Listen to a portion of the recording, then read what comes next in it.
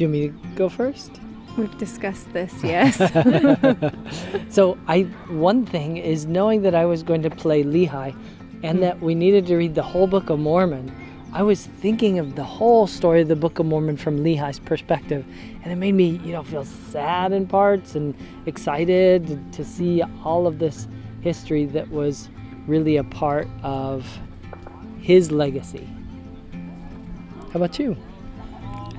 I had him go first because I didn't have a good answer, but you do edit, right? Okay. Not that though. That was cute.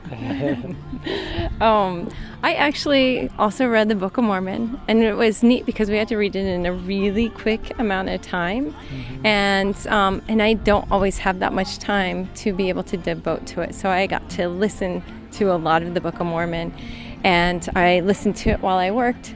I considered a lot about Sariah.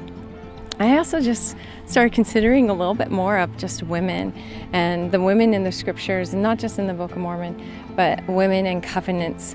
One thing that really struck me this as I was thinking about the women who have made covenants with God, I started thinking about Abraham, Isaac, and Jacob, and they started changing that covenant to mean Sarah, Rebecca, and Rachel.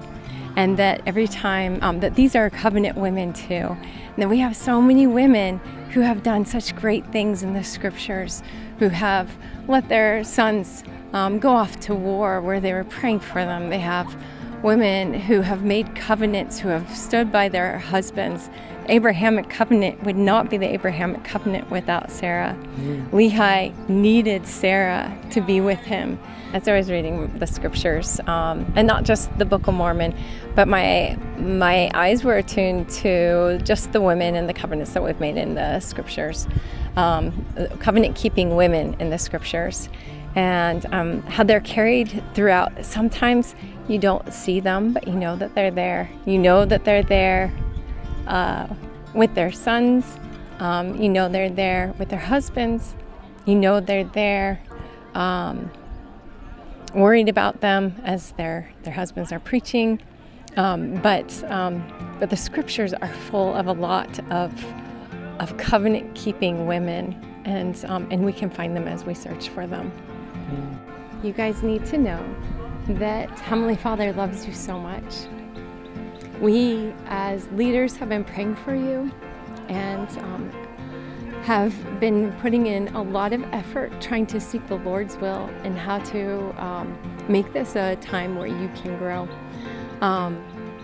I have been blessed and privileged to be in the Young Women's Stake Presidency. And one thing that I was told that I feel inclined to share is that when I was set apart, that I was told that I need to pray every prayer for the girls. And when I forget, I feel so bad, because I know that there's power every time I remember, and I know that every prayer is heard, and He wants all these combined prayers to help you guys.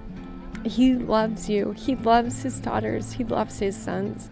And He has created these experiences to help you grow. And I hope that you guys take this gift and allow yourself to grow. And I hope that especially all of the youth from our tribe, but everyone that's participated, that everyone remembers that they can do hard things for the Lord. That I think of the Book of Mormon itself as an example of that. The Lord asking us, challenging us to do hard things for Him. And that's the way He really, that we grow spiritually towards Him, is when we do the difficult things that He asks us. And our tribe has shown us that they can do hard things for the Lord. So proud of our tribe. Yeah. They really struggled and they really changed. They're awesome. Mm-hmm.